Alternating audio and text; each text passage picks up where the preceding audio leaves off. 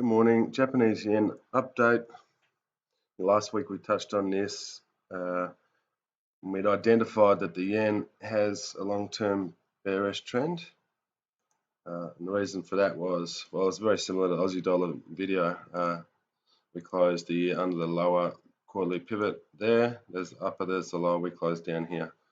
Not only that, but these little yellow dots told me that we were at least 7 weeks down.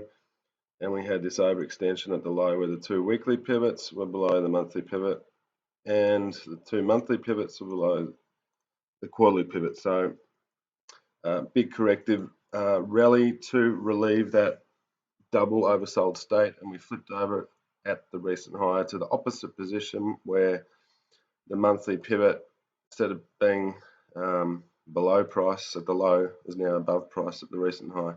So above the quarterly pivot, or above the upper quarterly pivot, I should say. Interesting. Also, little yellow dots appearing, telling me that this rally is overextended in time, being up at least 7 weeks. So another warning sign.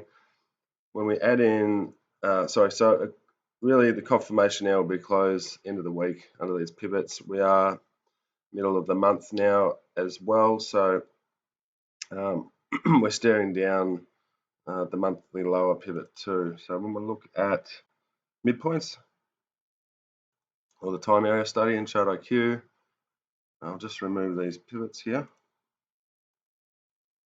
Now we can see that the higher time frame, quarterly, semi, and yearly are above price, so still acting as a weight downward.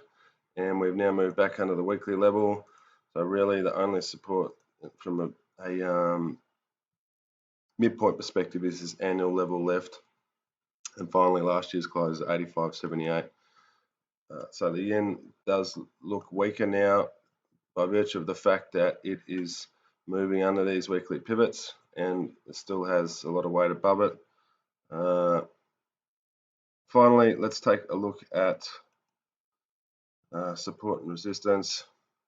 This is your peak term studies in Chart IQ, and if I put those in, okay, we've got some minor levels here around 86.62, and then some major levels at 84.54. So nothing really in the way to stop the yen falling at the moment. As usual though, the confirmation will come through the weekly closes, and if I just put the pivots back up, you need sort of a weekly close now below 8709. Hope that helps.